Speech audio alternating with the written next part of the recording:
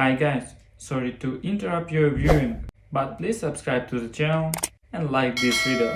Thank you. She said I'd regret not giving her half. I remember the text like it was burned into my brain. You'll regret not giving me half. No punctuation. Cold, like a warning, not a request. I rolled my eyes and tossed the phone onto the couch. Classic Lori, drama queen since 1994, still playing the victim at 42. At the time, I didn't even reply. I poured myself a glass of wine, put on an old Joni Mitchell record, and thought, let her huff and puff. This house isn't hers, and deep down, she knows it. Back then, I had no idea just how far she was willing to go. The house wasn't just some random piece of property with a for sale sign out front. It was the house we grew up in. It had my childhood handprints in the concrete of the back patio. I'd painted the damn kitchen cabinets myself 3 summers ago. I'd changed every light bulb, fixed every leaky faucet, paid the taxes when Mom couldn't, and slept in the guest room for a year straight after her stroke just to make sure she didn't choke in the middle of the night on a goddamn Tylenol. Lori? She sent flowers on Mother's Day, when she remembered, and maybe showed up twice a year to complain about how we were handling things. When Mom passed, there was no dramatic deathbed scene, no last-minute secrets or whispering of ancient truths, just a beep, then silence. And then I was alone in the house, staring at the curtains she used to wash every spring like it was sacred ritual. I sat on the floor and cried, not just for her, but for the weight of everything I knew was coming. After the funeral, we met with Walter, the lawyer my mom trusted for decades. He was practically family, a quiet man with a breath that smelled like root beer and a face that didn't move when he gave bad news. Lori sat across from me in one of those stiff leather chairs like she was bored already, tapping her fake nails on the table. I'd half expected her to ask if she could take the china cabinet before the will was even read. Walter cleared his throat and said the house would go to me, solely, my name only. There was a small inheritance set aside for Lori, an account with just enough to make it fair, but not enough to satisfy someone who thinks life owes her an apology. I could feel her eyes boring into my face as he said the words. She didn't speak at first, just packed her things and flew back to Arizona without even saying goodbye. 2 weeks later, I got the text. You'll regret not giving me half. I thought she was bluffing.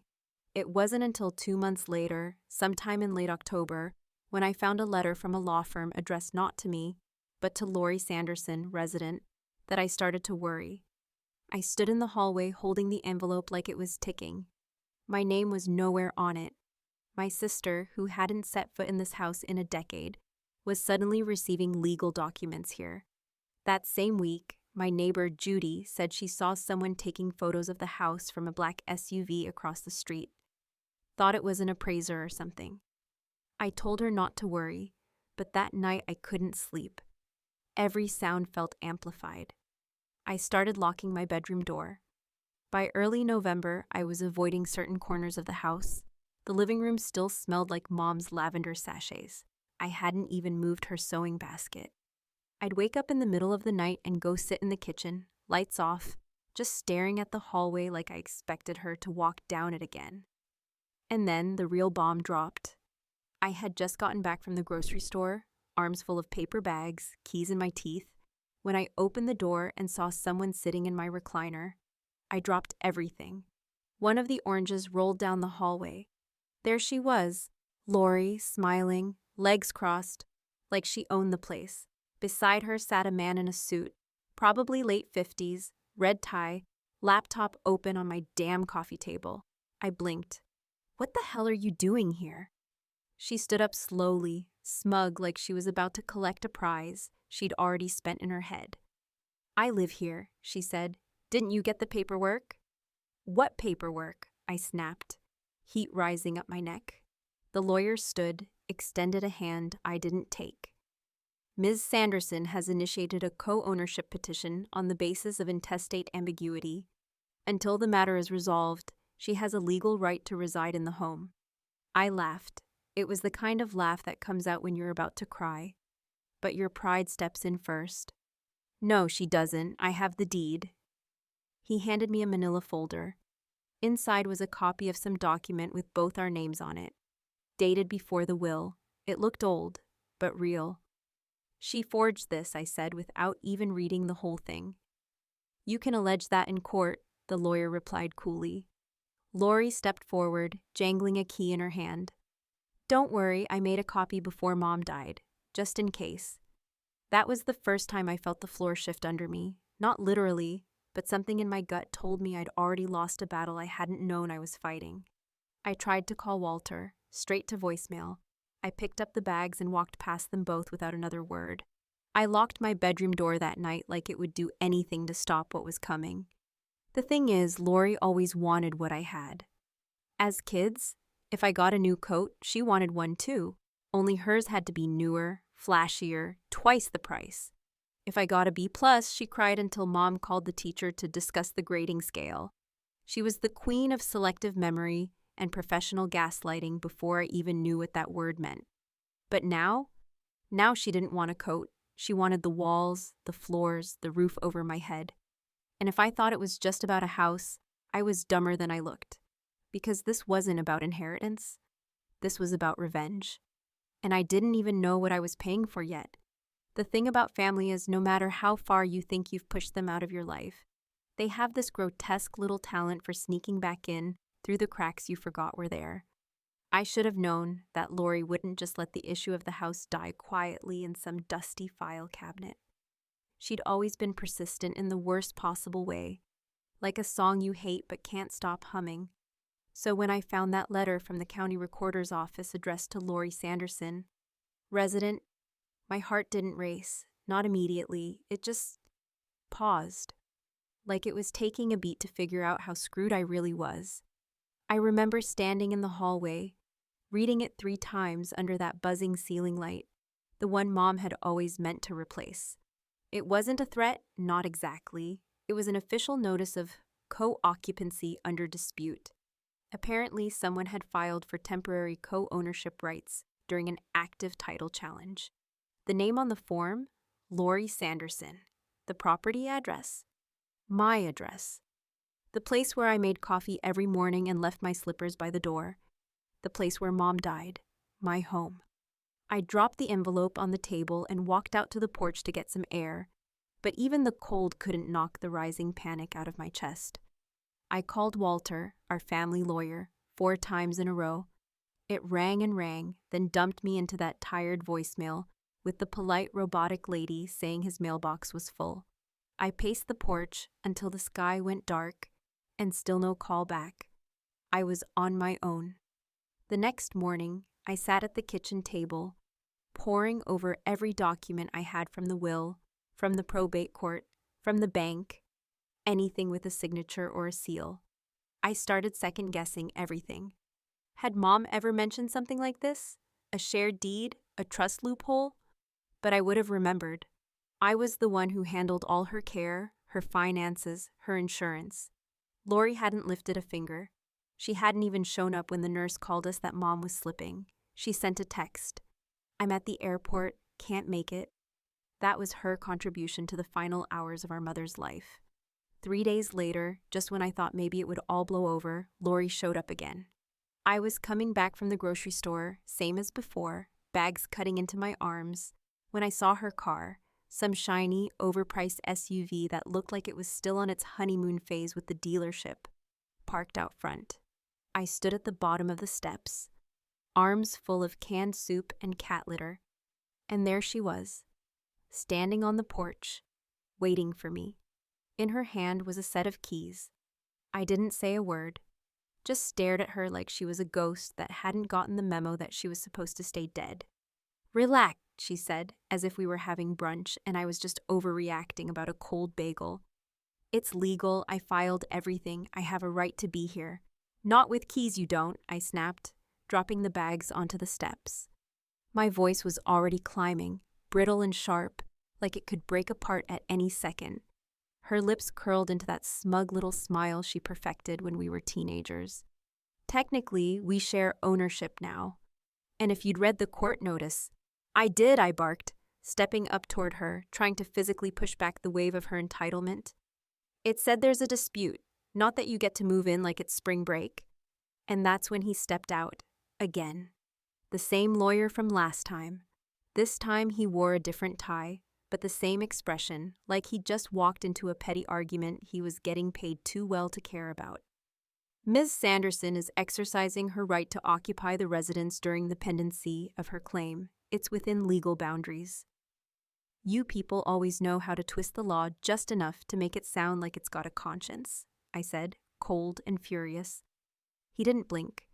It's best if we can all remain civil while the court sort it out.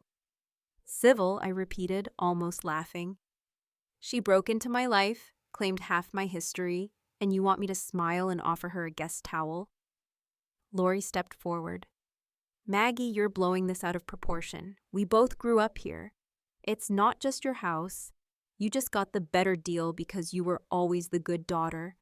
You think I didn't see how Mom treated you like her little nursemaid and left me out in the cold? You left yourself out in the cold, I snapped. You didn't visit, you didn't help, and the only time you called was when you needed money or forgiveness. That's not fair, she said, but her voice wavered. She wasn't used to me fighting back. And life isn't fair, Lori, I said, stepping past her into the house. But it sure as hell is mine. Inside, I slammed the door and locked it behind me, even though I knew the lock meant nothing anymore. She had keys, she had a lawyer, and somehow she had a foot in the door that I didn't know how to close again. That night, I barely slept. I lay awake staring at the ceiling, counting the cracks in the plaster, thinking about every tiny detail I might have missed. Every clause, every document, every memory. At some point, I started laughing, quietly, bitterly, because I realized I'd made a mistake in my head earlier when I tried to figure out how much ownership she could actually claim. I had said out loud to myself, there's no way someone could own 75% of a whole, which obviously is stupid. You can own 75% of anything. I wasn't thinking straight. I was unraveling. She was getting to me. And that was the real danger, not the documents or the lawyers or the keys. It was her inside my head, renting space in my brain and not paying a damn dime for it. I knew then that if I didn't fight back, and I mean really fight, I'd lose everything, not just the house, but the years I spent rebuilding myself after the divorce, the nights I spent feeding Mom soup from a spoon when she couldn't lift her hand, the mornings I walked barefoot to the front steps and sat there with coffee just to feel the silence. Lori didn't deserve half, not even close. But fair doesn't matter when you've got someone who's good at playing unfair better than you are at playing by the rules. And deep down, I knew something else. This wasn't about proving she had no right to the house. This was about proving I still had the will to take back what she'd already convinced herself she owned. The strange part wasn't that Lori was trying to take the house. That, in some twisted way, made sense. She had always wanted what she didn't earn, always found a way to talk people into giving her things she barely reached for. No, the part that lodged itself like a splinter in my mind was how she had gotten this far, how she'd manipulated not just the system, but the very story of our family's life to suit whatever fantasy she was selling to that lawyer of hers. A fantasy in which she was some kind of estranged daughter cut out by a controlling sister, cast away from her rightful inheritance. And as much as I wanted to believe no one would buy it, the pile of paperwork and the damn lawyer sitting in my living room told me otherwise. So I started doing what I do best, digging. I pulled every file, every receipt, every bank statement from the cluttered filing cabinet that still smelled like the vanilla candles Mom used to love. I looked for anything that would prove this house was meant for me and only me, not just because it was written in the will, but because I had been the one living in it, loving it, maintaining it for years. While Lori treated it like a storage unit she might raid if she ever needed something sentimental to cry about. I didn't sleep much that week. I'd lie in bed and replay the sound of her voice, that syrupy tone she used whenever she wanted something she hadn't earned. I heard it when we were kids and she wanted my dessert. I heard it when she borrowed money from boyfriends she barely liked. And now she was using it on judges and lawyers, spinning a web that somehow painted me as greedy, for holding on to what was legally and morally mine. The next morning, I did something I hadn't done in years. I called Dale, my ex-husband, the man who left me for a younger woman but couldn't quite commit to the marriage she wanted. So now he was floating somewhere between alimony payments and second thoughts. I didn't call him out of nostalgia. I called him because he used to work in property management. And say what you want about Dale, but the man knew his way around a land dispute. He answered on the third ring, surprised but not shocked. I could tell he was sitting in his truck, probably halfway through a burrito, maybe wondering if I was calling to scream or confess something. But I didn't scream. I told him what was happening, laid it out straight, every piece of it, from the keys to the forged document to the lawyer in my living room, drinking my whiskey like it was a goddamn office party. He was quiet for a moment, and then he said, "You know, I never liked Lori. She's got that snake in the grass energy, but if she's pulled some paper trail out of her ass, you need to find where it started. You need to find what she used and who helped her." That was the key. I had been so focused on fighting her that I hadn't stopped to ask how she'd pulled this off. Where had she gotten the document? How had she filed something that predated the will? And then I remembered something. There was a safe deposit box. Back when Mom started to forget things, I took over all her paperwork, her bills, her insurance. But there was one thing she never handed over: the safe deposit box at Suncrest Bank. She said it held just a few old documents. And back then, I didn't push it. I had enough on my plate managing her daily life. I let it go, and now I was kicking myself for that. I called the bank, pretended to be following up on some family trust issue, dropped Mom's name, and got nowhere.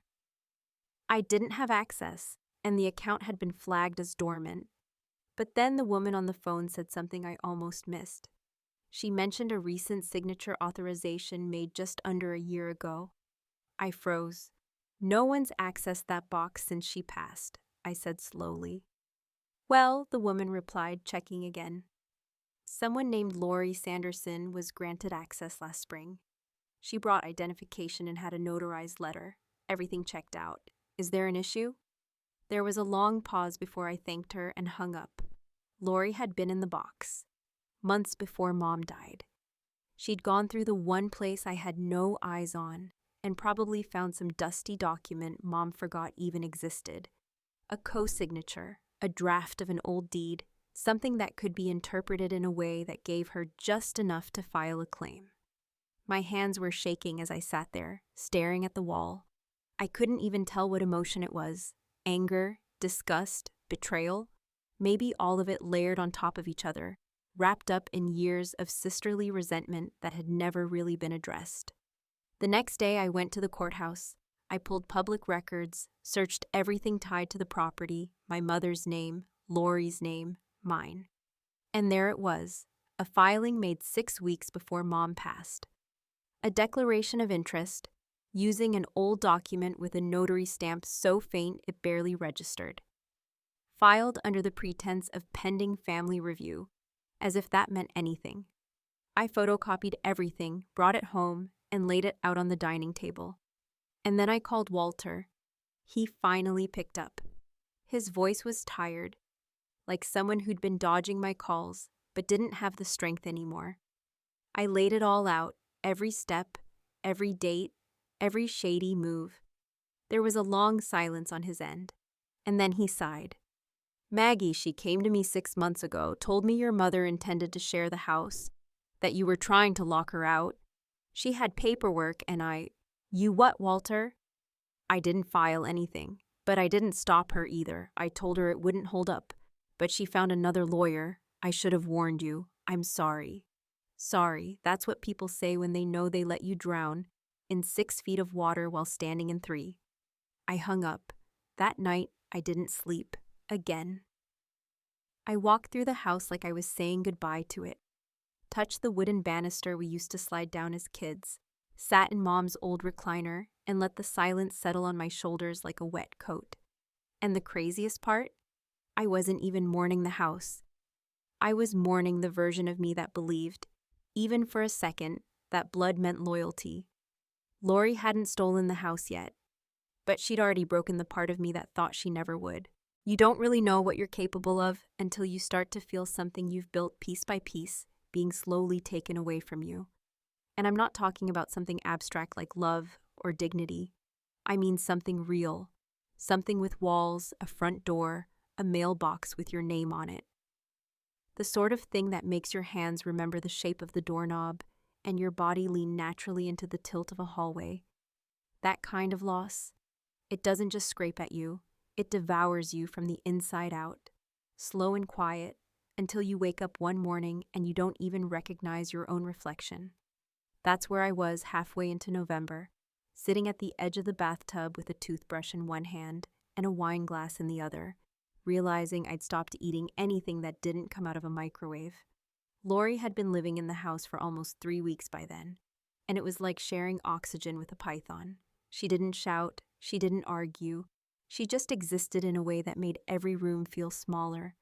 She moved her things in, boxes labeled in perfect handwriting, matching towels, throw pillows that didn't belong. She even set up a French press in the kitchen and told me not to touch it, like she was the guest and the hostess at the same damn time. I tried to keep to my side of the house, if there even was such a thing in a home where the air belonged to someone else.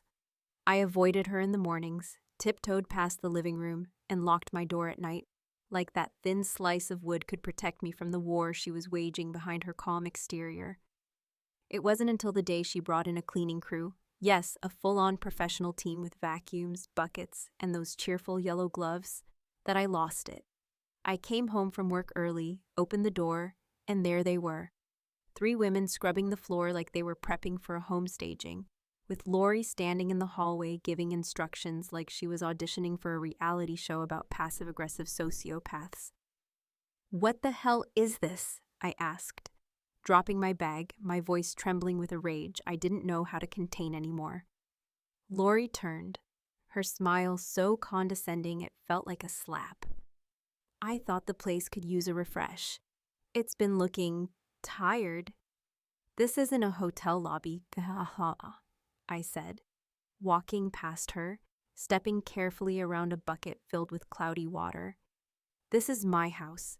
You don't just invite people in here like you're running the damn show." "It's our house," she corrected, that same syrupy tone she always used when she knew she had the upper hand. The next day I called Walter again, more out of desperation than hope, but he had nothing new to offer. The courts were slow, and even if I wanted to expedite the dispute, it would take weeks, possibly months, and cost more than I had. I hung up before he could finish his usual apology.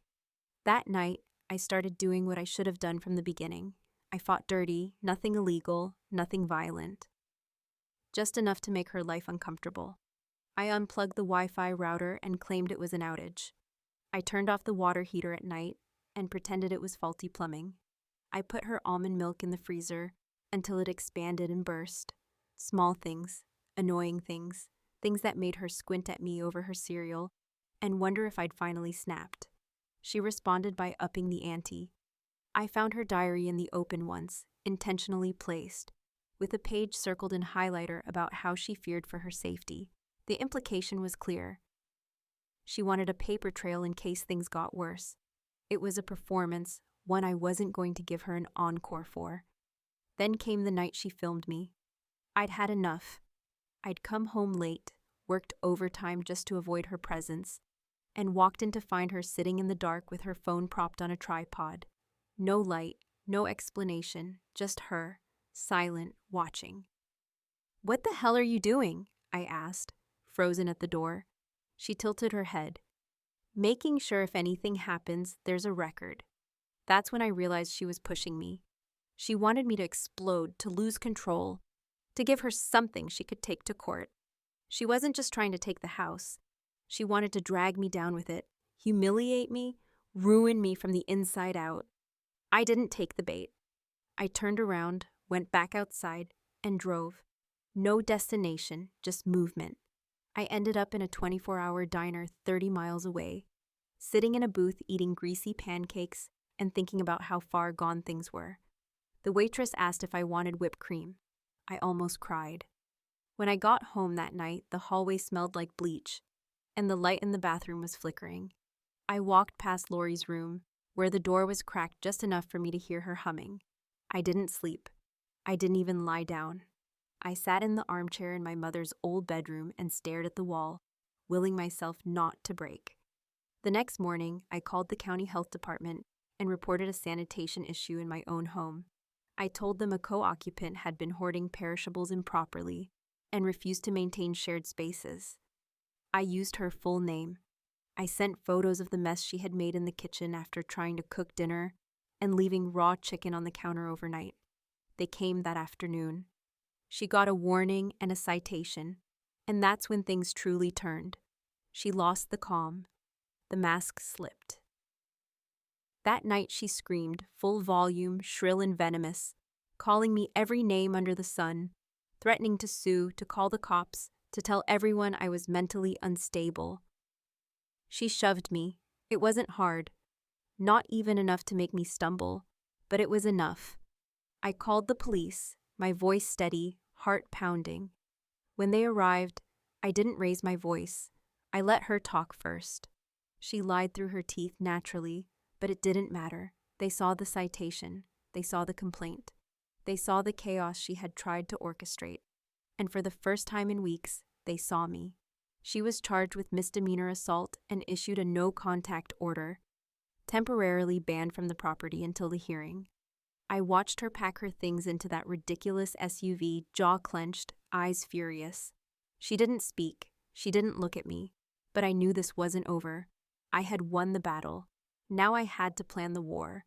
I always used to believe that closure came in quiet, with some dignified acceptance of the truth and a graceful exit that made you feel like the past was finally behind you. But that was before I realized the truth doesn't arrive like a neatly sealed letter in the mail, and it sure as hell doesn't come with a clean ending. Sometimes closure has sharp teeth, and when it finally shows up, it bites back so hard you start to wonder whether you ever really wanted it in the first place. That was the kind of closure I found myself chasing after Lori was forced out of the house, at least temporarily, by the restraining order and the pending court hearing.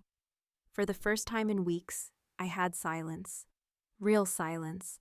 The kind that presses on your ears and makes you feel like something might finally shift. But peace is a fragile thing, and I knew better than to trust it. The house felt lighter without her. I walked through each room like I was reclaiming it, one step at a time. I opened every window, let the stale air out, threw away her lavender-scented candles that reeked of artificial sweetness and fake sentimentality. I even scrubbed the kitchen sink with the kind of fury you reserve for sins that can't be confessed out loud. Still, even with her gone, I could feel her fingerprints on everything. Her perfume lingered in the hallway, her stupid voice echoed in the back of my mind, and the damage she'd done to my peace of mind was harder to clean than any countertop. I didn't just want her gone, I wanted the possibility of her being part of my life, or my home, or my memory, erased completely. I wanted it scorched out. That's when the idea came to me, not all at once, not like a thunderbolt, but gradually, like a leak under the floorboards you don't notice until you feel your socks getting wet. I knew the restraining order wouldn't last. I knew the court might not see things my way forever. And I knew Lori wasn't the type to take a loss with humility. She would come back and she would bring hell with her, unless I beat her to it. So I called a realtor. Not the one from the next town who did flashy Instagram tours and open houses with charcuterie boards. No, I called Doug, a cranky Vietnam vet who had been selling homes since 1982 and who believed with full conviction that if you want something sold, you keep your mouth shut, slap on some paint, and let the money talk. Doug didn't ask questions. He showed up, looked at the place, and told me exactly what I needed to hear. "You won't get market value," he said, lighting a cigarette like we were standing outside a bowling alley in 1995. "Not with a cloud on the title and a sister with a lawyer, but I can find you a cash buyer who's just looking for a flip. Someone who won't ask questions." That was all I needed. Within 3 weeks, the paperwork was drawn up. I had to jump through legal hoops I didn't even know existed, but since the title was still under dispute, I filed the sale as contingent on the release of claim, which meant that as long as Lori didn't contest the sale within a certain time frame, the house could legally be transferred to the new owner, cash in hand, no mortgage, no delays. I didn't tell Lori. I waited. I waited until the buyer was in escrow, until the inspection passed, until every detail was locked in. Then 2 days before closing, I called her. I told her I had an offer she might want to consider. And like clockwork, she showed up at the house, not alone, of course. She brought her lawyer again. This time with a stack of papers and a look on his face that said he thought he was about to win something. I let them sit in the living room where she had once poured herself a drink and tried to claim my life as hers. Then I walked in with a folder, a check, and a smile that probably looked a little too calm. "This," I said, sliding the check across the table, "is your half." She blinked, looked down at the number, and for a second I saw the exact moment she realized something was off. "This isn't even a quarter of what the house is worth," she said, her voice pitched somewhere between a laugh and a gasp. "It's half," I replied, keeping my tone even, "of what's left after the legal fees, the damage repairs, the pending penalties from the health department inspection you triggered, and the cost of dealing with months of co-occupant harassment." Her lawyer tried to interrupt, but I held up a hand. "You want to sue? Be my guest. But this," I said, tapping the check, "is the only money you'll see without dragging your name through a court system that already flagged your actions as manipulative and potentially fraudulent." She was seething, her cheeks flushed red, her jaw tightened, and for once she didn't have a comeback. She took the check, of course. She folded it like it was radioactive and shoved it into her bag. Then she stood slowly, like she was trying to find one last shred of dignity she hadn't already sold for a lie. "You'll regret this," she said, barely above a whisper. I smiled. "Funny, that's exactly what you said the last time." And then she left. No storming out, no slammed doors, no fireworks. Just the sound of her heels clicking down the porch steps, fading like a chapter finally closing. I sold the house 2 days later. I watched from across the street as a couple in their 30s walked in with wide eyes and excited hands, already talking about paint colors and kitchen remodels. I didn't cry, I didn't even look back. I just got in my car and drove to my new apartment, a 1-bedroom with thin walls, no porch, and a view of a parking lot. And you know what? It felt like a palace. People keep asking me if I regret selling, if I regret giving up the place where I was raised, where my mother lived her last days, where I once thought I would grow old alone with a cat and a steady routine. And maybe sometimes I wonder what it would have been like if I had fought longer. Maybe I could have taken her to court, dragged out the process, spent years in a legal tug-of-war that drained both our bank accounts and turned every holiday into a reminder of what we lost. But I didn't want to win a war that left me bleeding, so I let it go. I gave her what she wanted. In a way, she got her half, but it was half of nothing. No legacy, no house, no victory, and me, I got out. That might not sound like revenge to some people, but let me tell you, there's something delicious about walking away from someone who thought they had you cornered. There's something sweet about giving them exactly what they asked for, only to watch them realize, too late, that it wasn't what they wanted at all. She said I'd regret not giving her half. But in the end, it was the half she took that finally set me free. And I sleep better now than I ever did with a house full of memories and a sister full of poison just down the hall.